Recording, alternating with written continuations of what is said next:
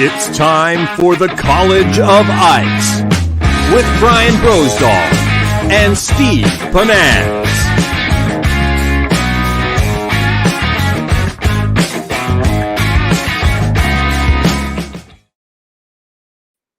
Hey guys, welcome to College of Ice.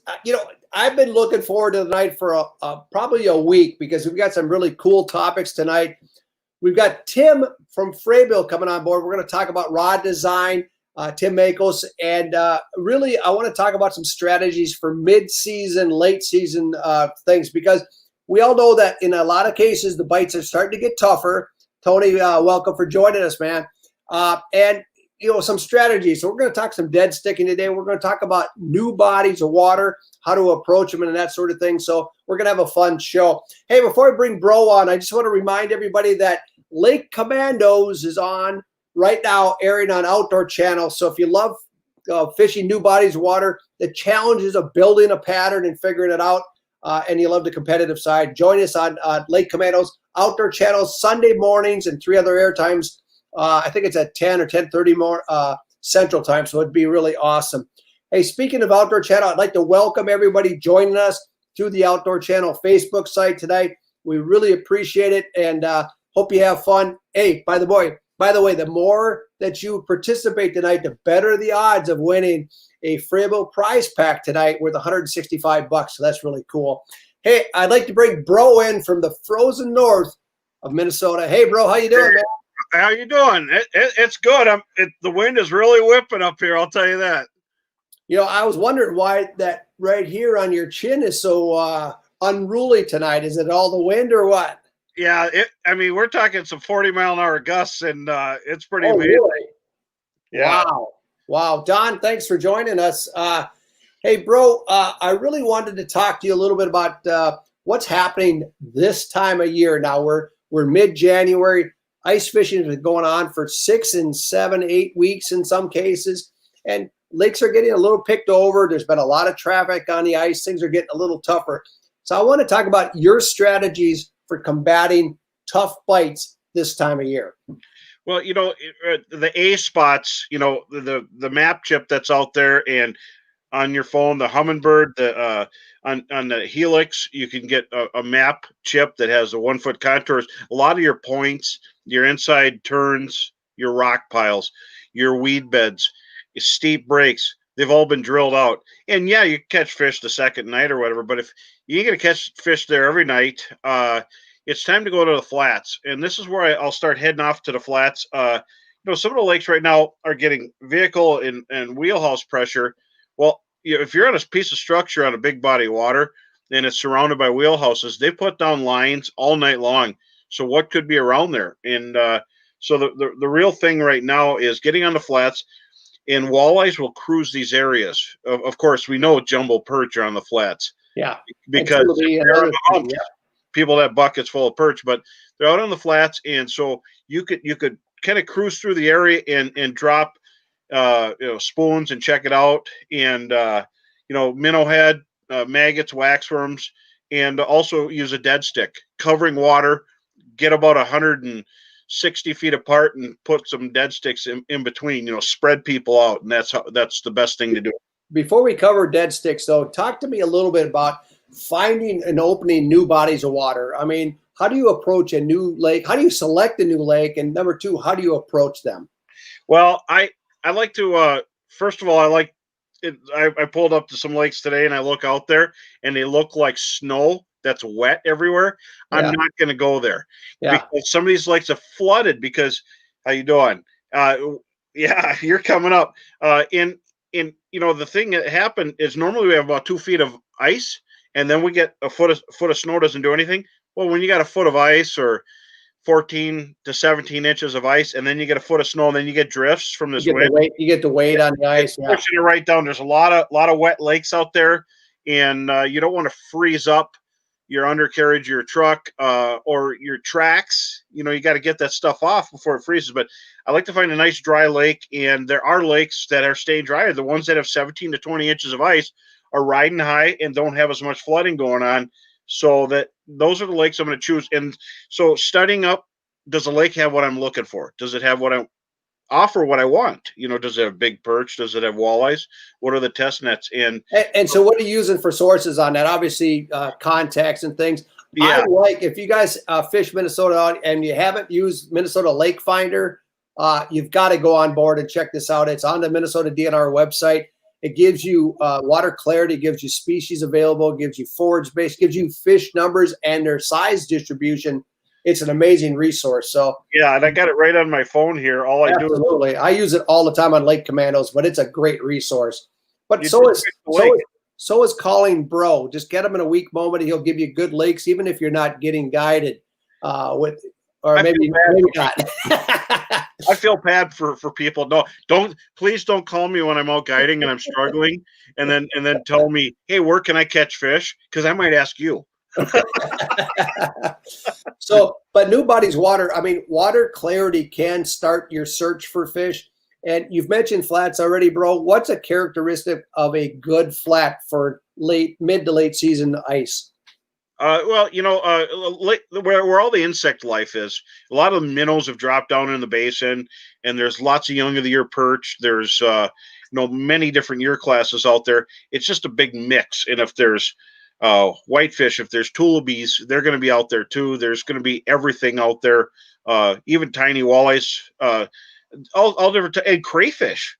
Crayfish don't just sit up on the bank. They dump down. I've caught crayfish yelpout fishing out in the 50 foot of water many times, and they grab your bait, the big rusties. But so they will drop down, and so finding flats that have the right soil, the right mud, where insects can burrow in, and where all these midge flies in the summer lay their eggs, and then their eggs sink, and that's where the bloodworms happen, and they're down.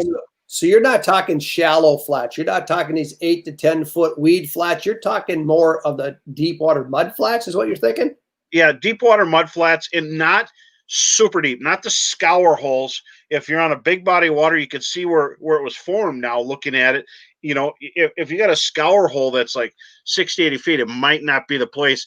I'm talking about extended 24 to 28 foot flats on lakes that have maximum depth of 40, 50 feet. These are going to be good areas, and that's where the fish are going to dump off. They're not going to go to the basement. They're going to go to the middle of their house and check it out. And I catch a lot of fish in the middle of nowhere, but I'm not in the middle of nowhere. I'm on a spot that I found in the past, or I gridded the lake. But now we got Lake Master. The map chip is so on. You can go anywhere, and little dimples and little bumps. If there's a little circle on the map, something was there that caused it to ping off like that. So, and then as far as shallow flats, yes, sometimes I consider shallow in the teens, 15, 18. Sometimes you'll be going along and it just drops a foot or 2 feet, and all the fish are like right there. And I've seen that for panfish, bluegills, crappies, and they just love that area. And pike will just cruise over them. But perch, little dimples, little depression. That makes a huge difference.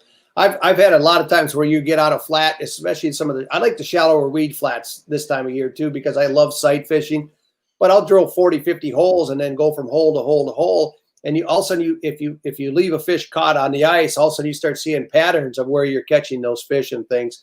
Hey, we're already running a little tight on time. I wanted to get into dead sticking with you, or maybe just, let's just call it live baiting.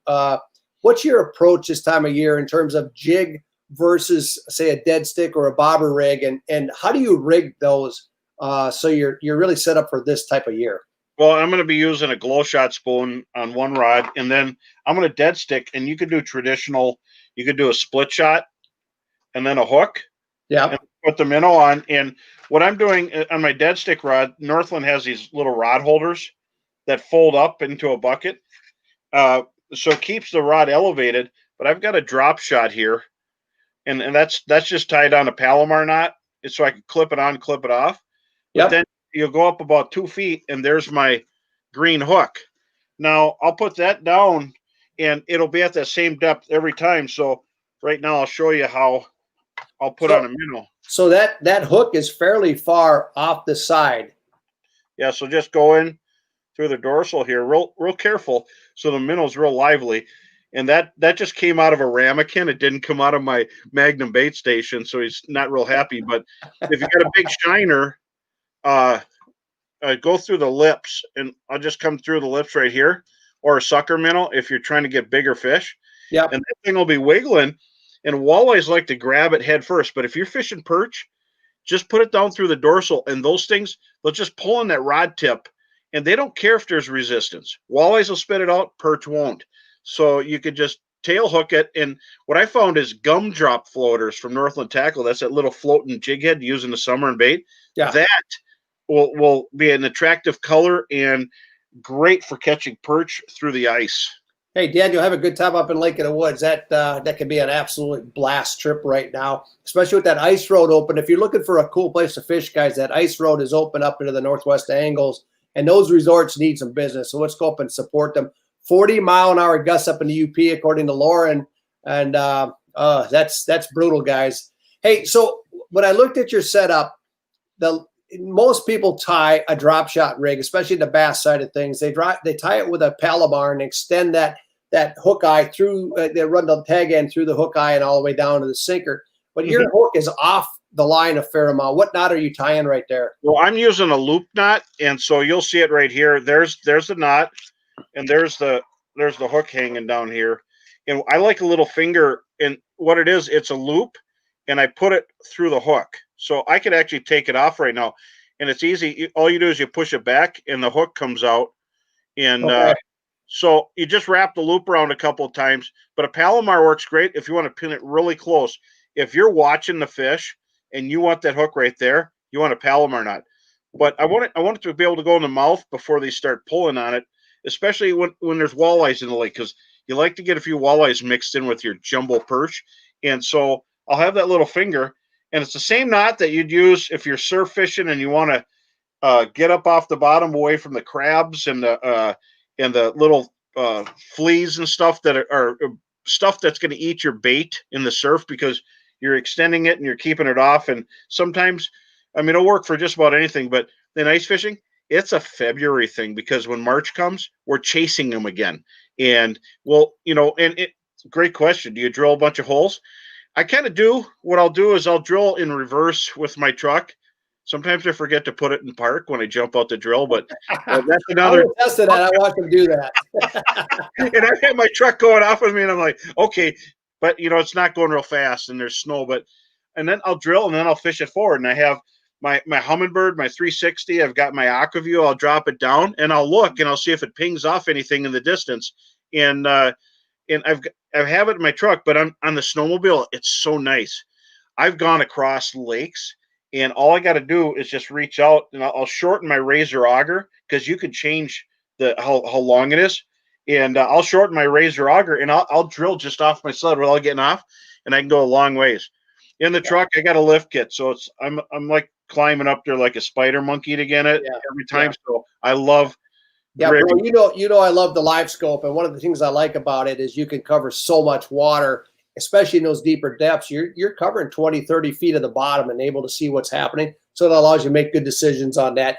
But before we switch up here, and we got just a minute before we bring Tim Makos on, I want to talk to you. Are you rigging? What do you go to a bobber rig with a split shot above the bait, which leaves a lot more leash for that bait to move around, versus a drop shot? So when are you going to a bobber rig? These are ice fishing bobbers, and you can pick them up at your favorite tackle store.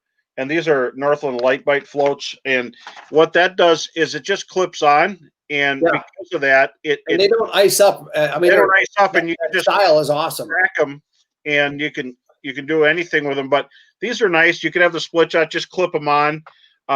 Most of the time, I'm doing all kinds of different things. And I got minnows, and I've got waxies at my desk. You never know, someone might have a question. That's awesome. Hey, Kai, would you bring up, there's a special going on, by the way, folks, at Frabill.com right now on the i3 suits. They're 20% off right now on the bibs and the jackets. And if that good-looking man that's in the graphic right now is Tim Makos, and bro, I want to bring him on board right now. He's our first guest. Tim has been involved and has been with Frabill for 18 years now. and has been really instrumental in product development. So things like shelters, the sidestep, that was Tim and part of the team, and he's done a lot of things with the different things like rods, reels, Magnum bait station. But Tim, welcome to College of Ice. It's really great to have you on board, man. How are you? Hi guys, thanks for having me. So are those rods in development behind you, or is that your fish house and you got that many rods in your fish house? Yeah, I just can't get rid of any old rods, so I started a collection of them. That's amazing. Have you counted those yet? I mean, that's amazing. I think I have over 100. That's insane. That's actually awesome. Hey, Tim, you've been so instrumental in product development for so long at Frabill and really understand. I want to talk to you specifically about ice rods and what should people look for in ice rods, and in terms of handles, in terms of building materials, in terms of, I mean, just basically anything length of action. But let's start a little bit with, I really would like to start with action in terms of, what actions are available, what do you recommend, and why? Well, I mean, we can start off with your panfish, and the most popular action probably for panfish is an ultralight. But one action that's overlooked, and especially by a lot of our pro staff as well as bro, is the quick tip. We have that in a number of different lengths, but that allows you, it has a really stiff backbone, but it has a super soft tip. So there's no need for a spring bobber. You can see even the lightest bites, and it's just an excellent all-around rod for panfish. Was that a difficult product to develop initially in terms of, I mean, you go from a stiffer rod, I'm assuming you're using graphite as your base, and then you move up there. How do you actually build quick tip? Actually, the quick tip is a fiberglass rod. And it is, okay. We had to go to fiberglass because we're necking down the rod blank to get that really stiff backbone. We need to have, I got one right here. So you got a really stiff backbone, which is bigger diameter, and then you neck it down to get the really soft tip. So it took some work and samples and playing around to get the action right. But yeah, for panfish, this is, I don't even use ultralight anymore. It's all quick tip. Yeah. So, I mean, when you start stepping up to like the larger perch where you're using some of the spoons and smaller walleyes, then I would jump up to a light action or a medium light. And there I would go more towards a graphite, so you get the feel. And then once you get up into the bigger walleyes and pike or lake trout, then you're going to want to step up to the medium heavy. And when you get to that heavier rod, it's not necessarily important, so the feel. So you could go to the fiberglass for durability, but the graphite is a little bit lighter weight. Hey, bro, I was going to ask you, and not what's in your mug tonight, but how do you pick actions in terms of line choice and depth? Does that affect how you select an action? Yeah, when I'm fishing in moderate depths from 10 to 20, 24 feet, I'll use, I like the 24 to 27 inch long quick tips or walleye rods, maybe 28. But if I'm in deeper water, I like a 30 to 32 inch rod because you can get a good hook set on it. And, that's the thing, is absorbing the line on a sweep. And then I do love the backbone, and Tim's been instrumental in the Bro series and all these rods. And I've been working with him, and he's really good at finding out placement. Like Tim, what would be the big difference between eyelet placement? Why do you have the eyelets placed where they're at? Can you explain that? Well, when you're developing a new action, you can't just focus on the actual blank. You have to focus on the blank and where your guides are placed, because where the guides are wrapped onto the blank, you'll change the flex of the actual rod blank. So if you put the guides too close together, now you're not going to get a good bend out of your rod blank because of the foot of the rod of the guide is wrapped straight to the blank. So, I mean, guide placement is critical when it comes to creating the perfect action on a rod. So Tim, if somebody's in the store looking at rods and they want to really kind of test if the blanks are in the right place, I mean, how do you know if they're in the right place? You bend the rod, or I mean, well, I mean, you can very well. I mean, if you see any flat spots in the bend where it shouldn't be, just hooked myself here. But it's really up to personal preference and what you're looking for in an action. But you just want to make sure that it has a good bend, and you have enough backbone in the rod that when you do set the hook, you can drive that hook in its mouth. Yeah, I'm a fan of a little bit heavier rods, probably because I fish a little bit deeper water. I've never been a huge fan of the super ultra light ones because I seem like I don't get a good hook set, but that's down to personal preference. But there is a big difference in rod length, and bro, you've touched a little bit on this. If somebody is fishing out of a fish house, especially some of the flip over styles where you don't have a lot of headroom in some models, what rod length should people be looking at, and what are some of the considerations in terms of rod length? You start at 22 inches in a lot of cases, you go up to, I mean, whatever, the sky's the limit in a lot of cases, but those primary lengths are 24, 26, 28, 30, 32. Take us through what lengths people should be looking for. Well, as far as when I'm inside a house, I like the 24-inch ice hunter here. You're not going to hit fabric when you set the hook, and this is a stiffer rod, but good with light lures like this little forage spoon. And I'm usually looking at an aqua view so I can see the fish grab the bait and ingest it. So I'm setting the hook without looking at the tip anymore when I'm doing that. I've used 18-inch rods when I'm sight fishing, but this 24 is fine. You don't want it so long that you hit yourself in the forehead when you're setting the hook when you're sight fishing. So 24 is nice. Now you get into a sidestep house with that flat front and the tall ceilings. Yep. And the tall ceilings, you can use any rod you want. You're not stuck. You could use a 30-inch pole in there. You could use a 30. You could use a 36 even, because the ceiling's high and it's stable, and it's nice for setting and sweeping. One thing I do like, this is one of the noodle rods. I mean, glass is forgiving, and that's pretty cool. You don't have to worry about it as much, and but it just sensitive. But when I'm out there and I'm catching big fish, I like backbone, and so I like medium. I don't need medium heavy. Medium, It's just perfect. Yeah. So Tim, I'd like to ask you the same question, because you're probably as avid an ice angler as anybody out there. I know you fish a lot of open water and ice, but what are some of your preferred lengths in terms of inside houses and if you're fishing outdoors? Well, I mean, my favorite action is probably length is probably a 27 to 28, which you can get away with in most houses. I'm not a person that fishes in a house a whole lot, especially fishing the lakes that I do. It's a lot of hunting and staying on top of the moving schools.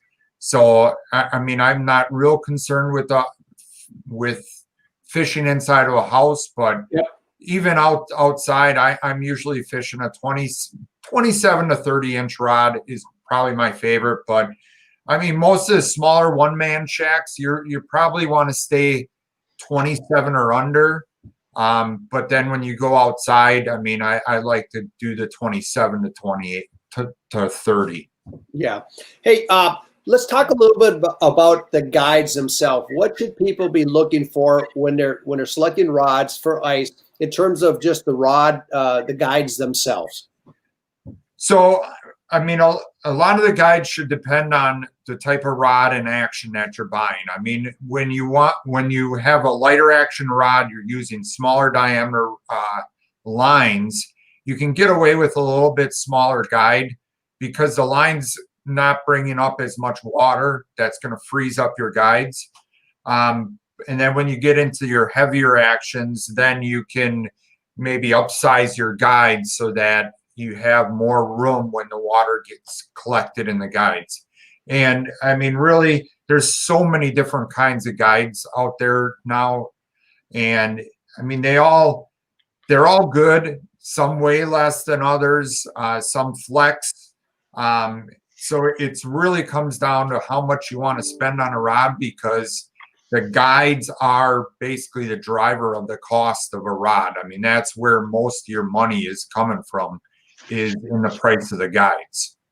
So we had a question, what's the difference between a quick tip rod and a noodle rod? And I'd just like to see what your answer is on that. So a noodle rod will basically, you can take the tip and bend it down to the handle. I mean, there's hardly any flex or backbone in it. It's a noodle. I mean, you pull a noodle out of the boiling water, and that's what your noodle rod is. Now, a quick tip will have a heavy backbone. You know, I mean, there's no way I'm pulling that tip down to the handle. I mean, because you got the backbone in there. And I mean, a noodle rod's awesome for dead sticking, because it gives you more room for that fish to pull the rod down. Some guys like it for pan fishing, but the quick tip gives you that extra backbone to really drive that hook in.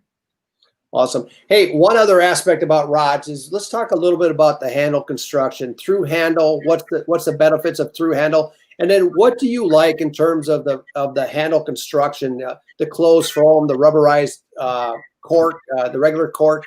Kind of take me through the pluses and minuses of each type of handle material. Well, to start off, you mentioned through handle blank construction. Yep. And that is very important, because when you have the blank coming all the way through your handle, that's allowing any bite or the sensitivity from the bite transfers all the way back into the handle of the rod. So if you just have an inch of the rod blank coming into the handle, that's not going to transfer that bite as much as if you have the blank going all the way through the handle. But as far as handle constructions, I mean, you got the handles like this where you're taping them on, which is really popular. It saves on weight. It takes a lot of weight out of the actual rod blank. And then you got the reel seats, which, the benefit of the reel seats is now, your reel seat is attached to that rod blank. So it can sometimes be more sensitive for detecting bites based on feel if you have a reel seat, because that's more of a hard connection to the rod blank, as opposed to something like this. You got foam, EVA, or cork wrapped around that rod blank, which does insulate it a little bit. So which do you like, cork, rubberized cork, EVA? What's your favorite handle? I mean, I'm a cork guy. I like cork handles. Yeah. But these rods that we released, I believe last year, I'm really liking this EVA handle. They're warm. They're really warm to touch. Yeah. When you're in that, it's 0 degrees or single digits. This is good on your digits. Yes, exactly. That's awesome. Well, Tim, what's next for you? What's next? Yeah, I mean, okay, I know you can't share all the secret projects, but I know you got some things cooking in that workshop of yours. Yeah, well, we always have stuff going, and we got some really exciting products that are going to be coming out in the future, and just keep your eye open, and I'm sure a lot of guys will love them. So, Tim, I know you were, one last thing, I know you were really heavy in the production of the Magnum bait station. And how did that feel to win the ICAST new product of the year, not once, but twice? It was good. I mean, we put a lot of effort as a team at Frabill to get that thing to production. And, it's a great bait station. I mean, having that built-in aerator and nothing hanging on the side, rattling or falling off. It's such an improvement over what we've had in the past, and the amount of bait that it'll hold and keep cool in the summer and keep your bait from freezing in the winter. Yeah. It's a great jump seat also in a house. I mean, it's solid. There's no handle on top. It's flush. Yeah. It was a genius design. I said genius. Yeah. Well, Tim, hey, we're going to have to let you go. We're running a little bit out of time, but thank you so much for the time tonight. And thanks for having me. On behalf of all the ice fishermen out there, enjoy fishing your products. Thank you for all the effort you've gone to put into those. So we'll see you on the ice fairly soon, man. All right. Thanks. Thank Bye-bye. you. We'll see you later. Thanks, Tim. An amazing talent. You know, it just the level of knowledge that he has. And what's cool about Tim Makos is he's not a product designer as much as he's a super avid fisherman who loves designing products that work because he wants to use them out in the field as well. And I think that really shows in the products that he's developing. It's pretty awesome. He's hardcore. I fished with him before, and you look and he'll be like 200 feet away, and then you look 10 minutes later and he's like 2 miles away. And then when it's dark, he comes in late. And he's after it. I mean, he loves fishing. So I think that shows in his designs. Yeah. He strives for the best. Yeah. Hey, I've been afraid to ask you what you've been having in your College of Ice mug ever since you had minnows in there last. So, but a couple of people have asked. So what do you got in your mug tonight there, bro? I got a little bit of shavings from the lake I fished today. And maybe some fish pieces, minnow heads, and waxworms. Oh, that's just disgusting. It just flat out is. Hey, our next guest has been on College of Ice already once this year. Kyle Sorensen. He's a Freeville pro staffer based up in northeastern Wisconsin. He gets to fish Green Bay and some of the hot lakes up there. He's very passionate about fishing, especially through the ice, and he runs OB Outdoors and shares his fishing knowledge. Kyle, good to see you, man. How are you? Hey, what's going on, guys? How are you guys doing? We're doing well.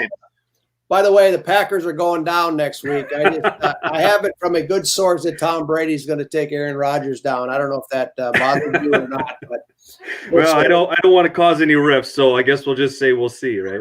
Yeah, I'm surprised Dale Strosham hasn't already got on about this, so I know he's a passionate Packer fan.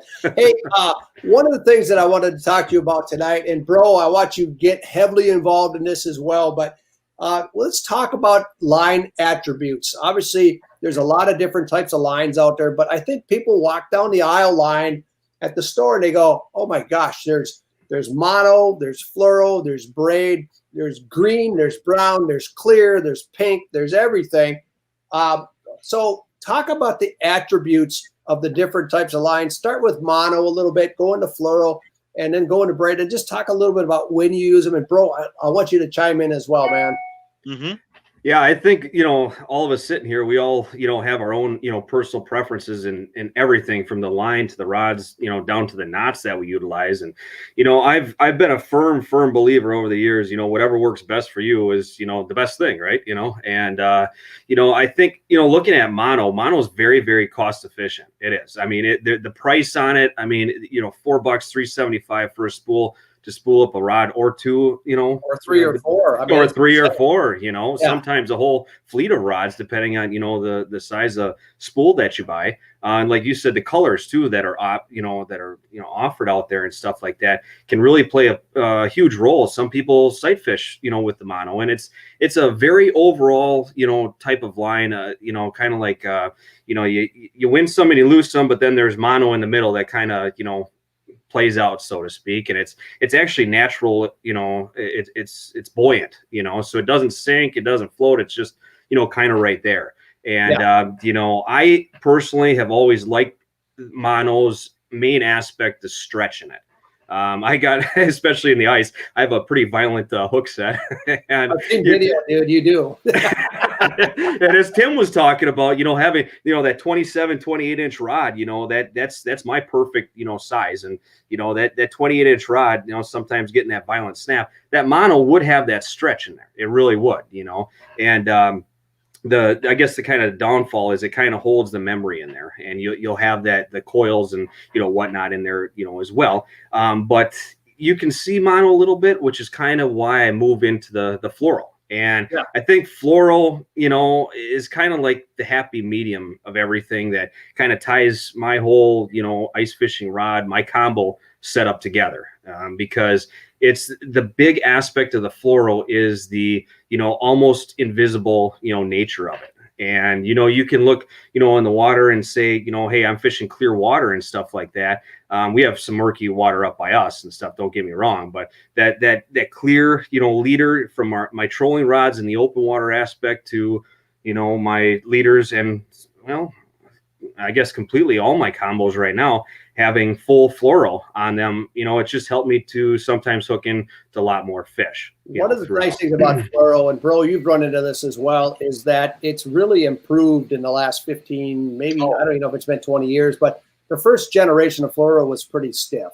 And you had that, fluoro has that refractive index and bends light the same as water, which is why it's nearly invisible. But they've really improved just the overall feel and the flexibility of fluoro, and it really handles well. And I love the fact that fluoro sinks, especially if you're fishing smaller baits in deeper water. But very, very cool stuff. Hey, by the way, yeah. Hey, anybody that's promoting bro drinking wax worms, knock it off. we just don't need that going on. Well, yeah, I'm using fluorocarbon on all my rods in the wintertime. If I'm in a house all day, I might use braid, depending if I'm fishing big fish and I want to rattle a bait. I'll use a 10-pound XL braid, and that's I use Sunline. I found Sunline a few years back, and it is so strong, and it's pure fluorocarbon. And the 1-2 pound test was what really hooked me when I tested it at a show. And it's so strong and so thin and clear, and pure fluorocarbon is nice because I'm not fishing to the side. I'm fishing straight down, and I have fluorocarbon on every rod from 1 pound test all the way up to 8. Then if I need any more, then I'll use braid. But a nice day on the ice, I'll use a thin braid, but their braid is treated. They have SX1 green braid. It's just great. And fluorocarbon, sniper or shooter, or you can get their fluoro ice is really nice. That rhymes. But if I'm going to do bulk spools, I'll do shooter or sniper, and you can get 3 pound and do up a bunch of reels.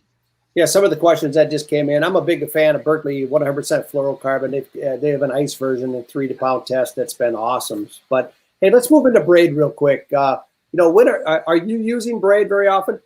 I used to use braid quite a bit, and ironically, I had a fluorocarbon leader I had tied onto the end of it. And that braid, I mean, it's thin. It'll last for years. It is so sensitive. It's practically like you can, feel the the fish sniffing on your bait, and that is really good. It definitely is.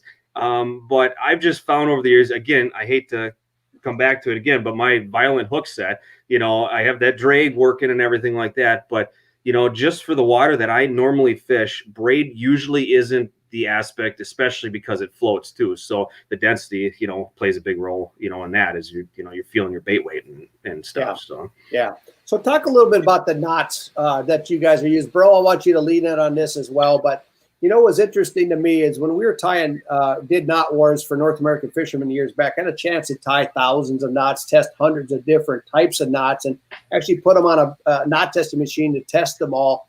I learned a couple things. If you guys are using the improved clinch, go through the hook eye twice, or any of those types of knots where you go through the hook eye once, go through twice, and you'll probably see somewhere in the neighborhood of 10% increase in knot strength.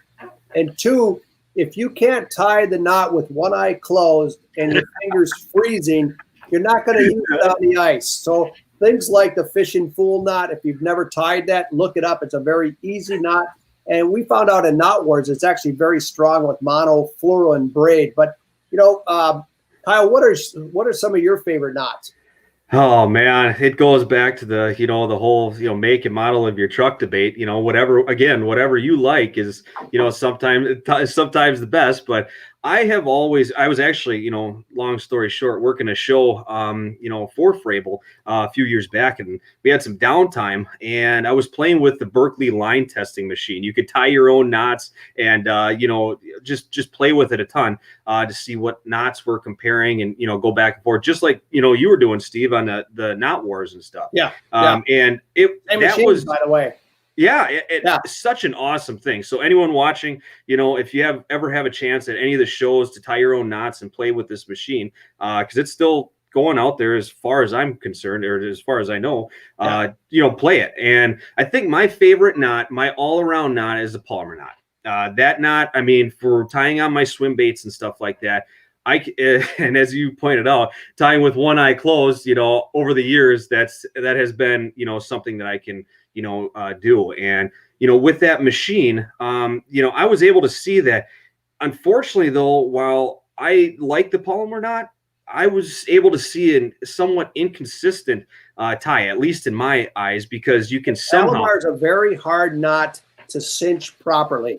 And yeah, exactly. The team showed that, and if I had 5 or 6 guys tying, or gals, tying that knot, you would see wide varieties of strength in that knot. So the Palomar is a difficult knot to tie properly, consistently. Exactly. And talking to the folks around there, and we played with a bunch of different knots.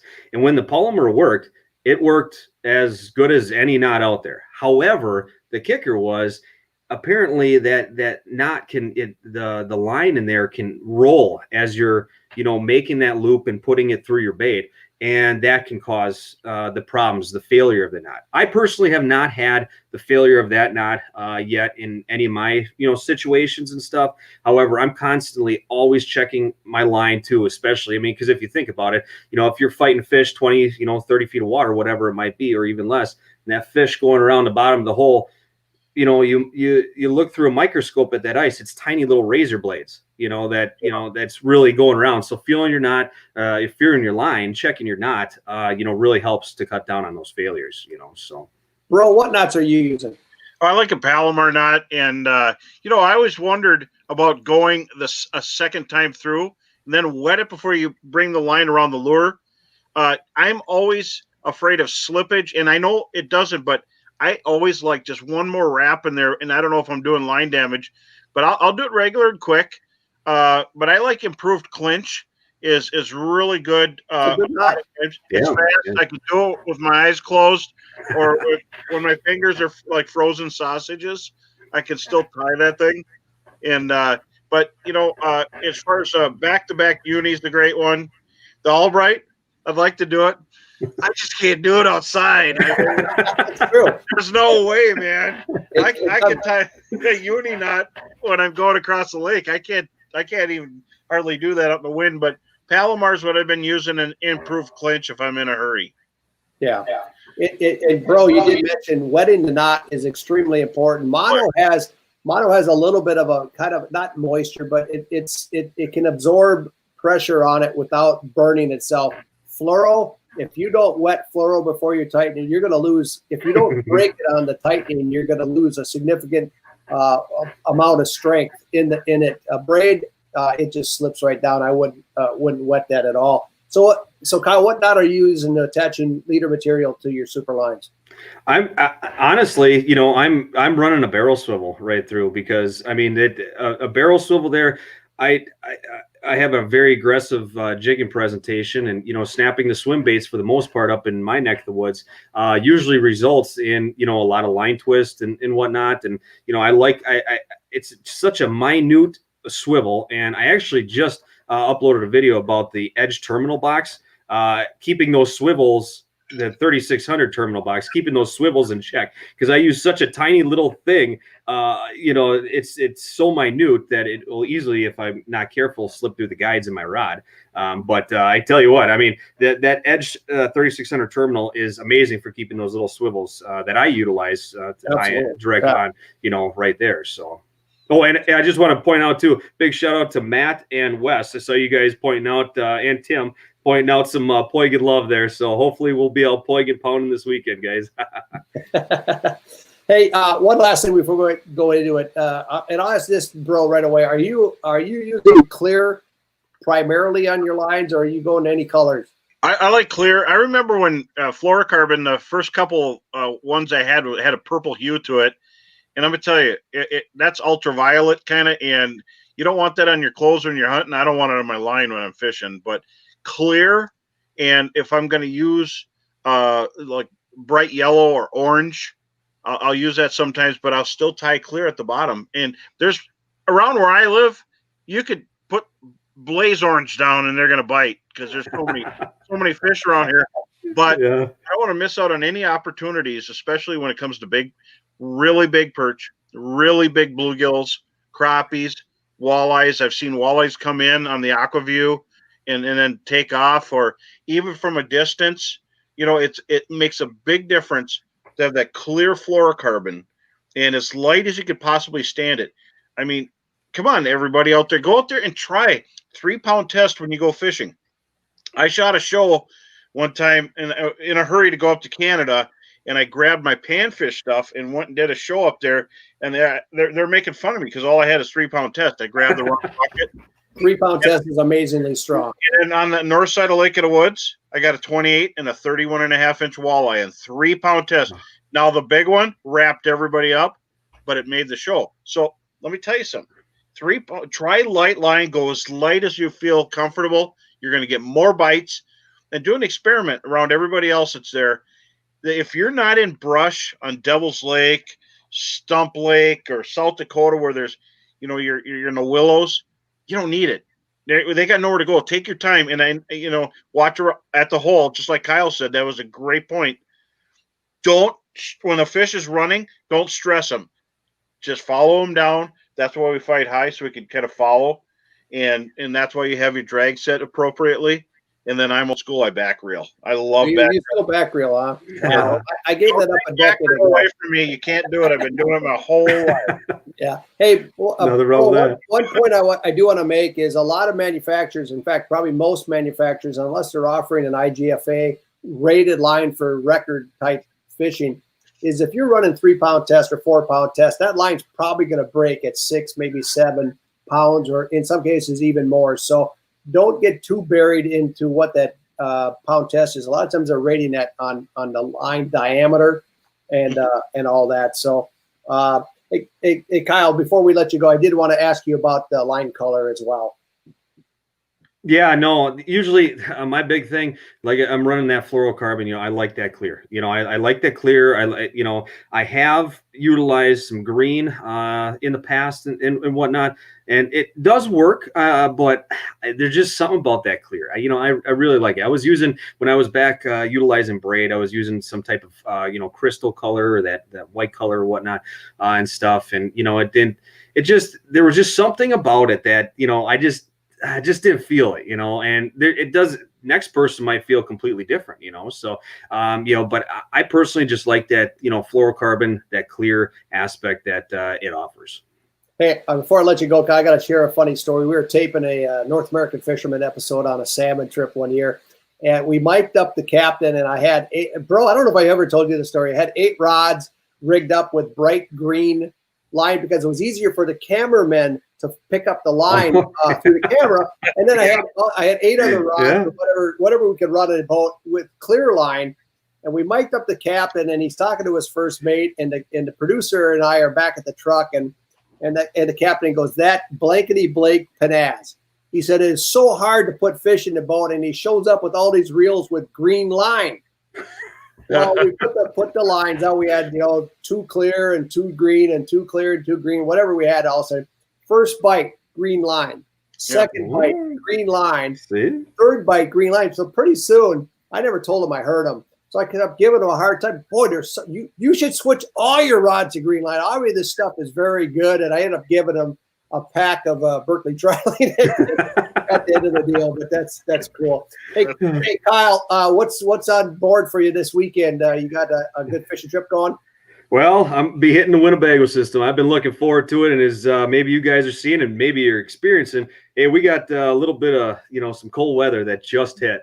Thankfully, we had negative 10 below windshield, somewhere right around there. But the wind has been a little nasty today.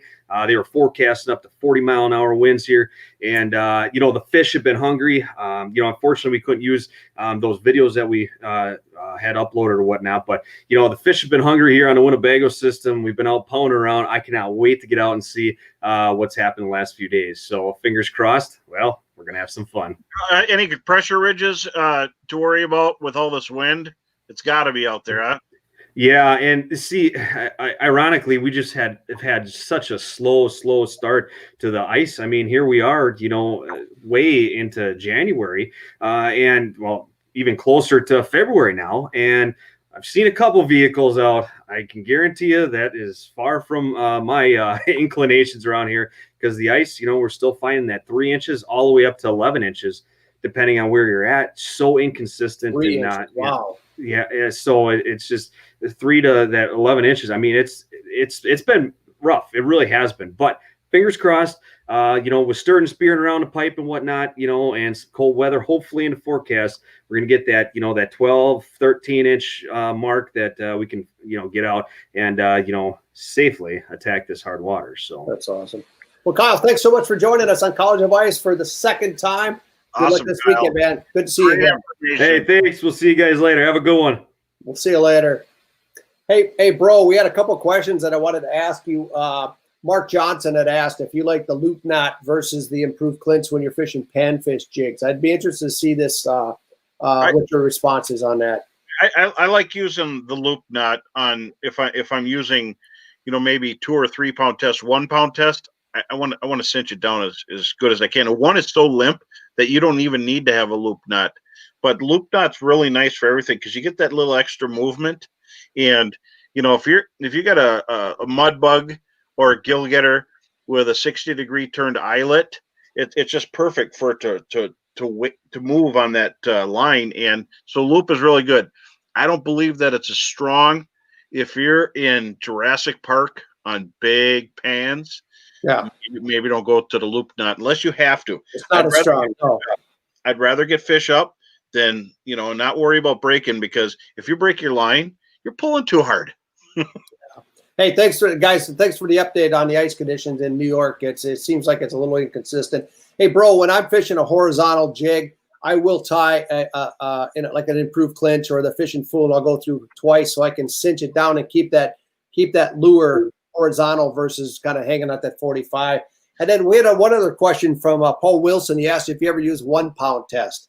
Oh, I love 1 pound test now. Now that I found Sunline makes amazing 1 pound test. If you can get your hands on it, you're not going to believe it. But I hate to say it, I need cheaters to tie it. I mean, it's really thin, it's clear, and I ain't tying it outside unless I got really bright light. I can make it, but it's unbelievable the difference that light line makes. And I'm an experiment. I experiment with the lure. If I got a bunch of people on the ice, I always go super light or something different. And if it's producing, just take this challenge, everybody. Go lighter, use lighter line, lighter rods, and take your time. Set your drag light. Don't forget the picks. I must have took them off when I was mixing my lake. I was going to ask if you felt safe sitting there without those on. I mean, it's been a while.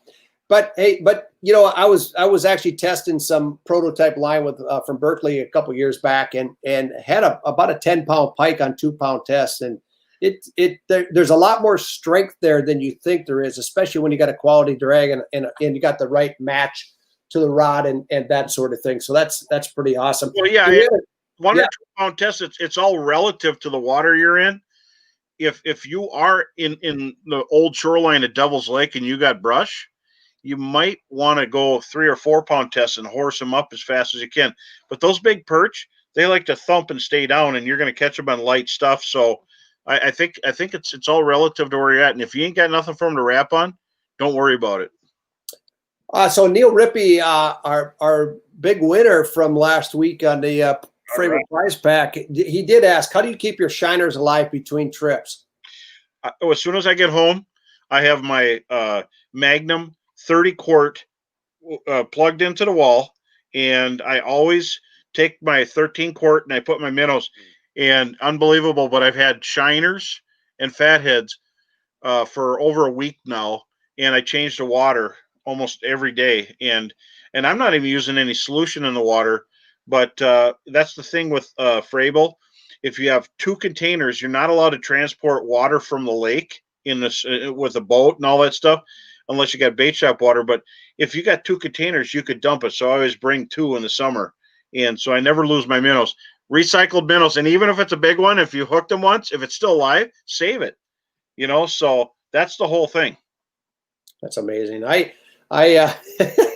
When the ice show was in St. Paul, it was 2 years ago or 3 years ago when the Magnum bait station first came out. We set up a display and filled it with the fathead minnows, and I was wondering how they were going to survive through the year. And I don't think we lost a single minnow in 2 full days of the show with the Magnum bait station. So it really does work well. Hey, you've been talking, and we've seen a lot of noise and comments tonight about the wind, the way it's really blowing. But how does the wind factor into your summer strategy, but your ice strategy?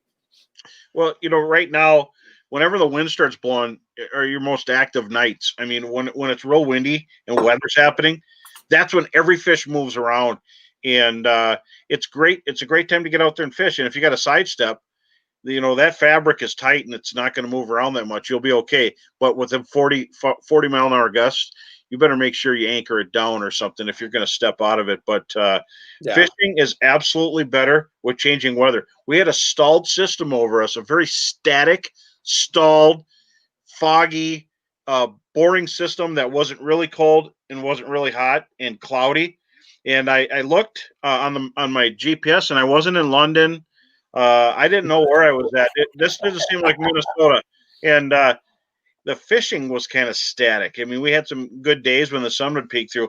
Nothing like a traditional sunset. And it doesn't matter how windy it is. Wind makes fish bite. Changing weather makes fish bite. So I got a funny story. I had a brother call me the other day. He says, "Hey, I've been seeing a lot of big bass through the ice." He goes, "Any recommendations for catching them?" And I says, "Yeah, shiners are really hard to beat this time of year. And it's amazing how aggressive bass can be through the ice." So he calls me the next night. He says, "Oh, the bass fishing was incredible." He goes, "I caught 5." I says, "Oh, the shiners worked." He goes, "No, I never had a bite on the shiners. I got them all on ice flies." It's good to have them. You never go fishing without good bait. And if you go into a bait shop, don't go in there with all your buddies, flood in there, and then buy 1 tin of waxies and then beat them up for information all the time. Get some crappie minnows, get some fatheads, buy a Magnum bait station, unless they're all sold out. But and just get a good variety, because look what your cost is in the trip. And because I just talked to someone today. And I always have lots of bait, and I save it, So very important is to support the bait shops and stores at this time, and get out fishing. Yeah, absolutely. Hey, one other question before we have to boogie. Mornings or evenings, bro? I have a definite preference on these, but I'd like to hear what you have to say. Well, I'm up early anyway, and so I'd like to get out there in the morning. It's when the bait shop's open. If I have bait, we're gone. But in the evening, there's always the hour of power when everything goes. That last hour is amazing. And sometimes even in the summer or winter, the best bite is 10 to 2. When that wind picks up, when the weather's starting to happen, and when my clients finally wake up, that's the best bite, is when we're all there. So, when weather early in the morning, it's not happening yet. You'll get them fish racing through. But 10 to 2, and then the hour of power, sunset. That's awesome. Hey, Lee just asked if there's anybody on the West Metro, Minneapolis, I'm assuming, selling frozen shiners. If anybody knows the answer to that, please reply to him. I'm not aware of any bait shops that do, but with the Vados and Vados, if they don't have it, they know who does. Yeah, so it would be a great one to call. So, bro, we've got one more show of College of Ice. Dude, we've been through 15 episodes right now, and I want to give everybody who's been tuning in a hand, because you guys have been awesome. And what's been really clear is that all of the comments and the questions have been just superb. So we've got a great group of ice fishermen on here, passionate and very knowledgeable. And it's been an honor and a privilege to be sharing these evenings with you the last several weeks. And I look forward to this next year as well. But we got one more week coming up next Wednesday. And then also we've got a show coming up. Bro, you're not involved in this, but we got a show coming up on Garmin LiveScope. If you're a fan of those, we're going to have something on Sunday night at Come here, dude. Come here.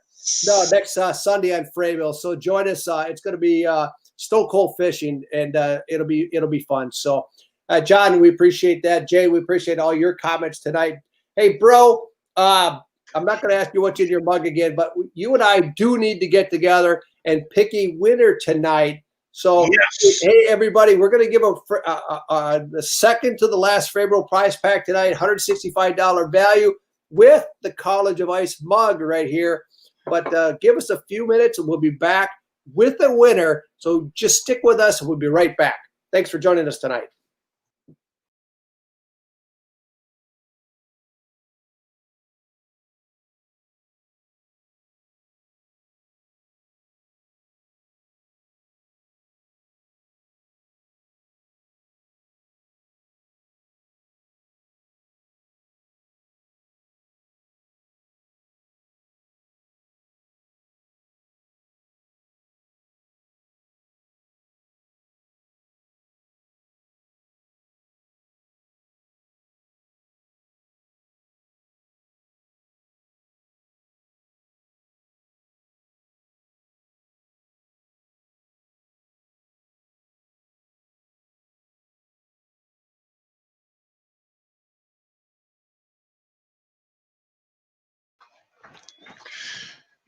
Wow. You know, the number of comments tonight were insane. And but we've got to pick a winner tonight. So hey guys, you can see Pierce poking around the corner. If you guys have been following me on Facebook, this is the famous Pierce Panaz, right? Hey, Pierce. By the way, bro, Hog Hunter, he got his first wild pig this week. Awesome. That's pretty cool. So hey, thank you, buddy. Hey, bro, who's our winner tonight, man? Pratt. James Pratt. James Pratt, you have just won the prize package. Awesome. Congratulations. James is out of Utah. And we heard there's some great fishing out west. So we're really looking forward to that. But hey, everybody, on behalf of Bro and myself and Pierce back here, thanks for joining us tonight. We'll see you next Wednesday on College of Ice. Great show tonight, guys. Thanks so much for being here.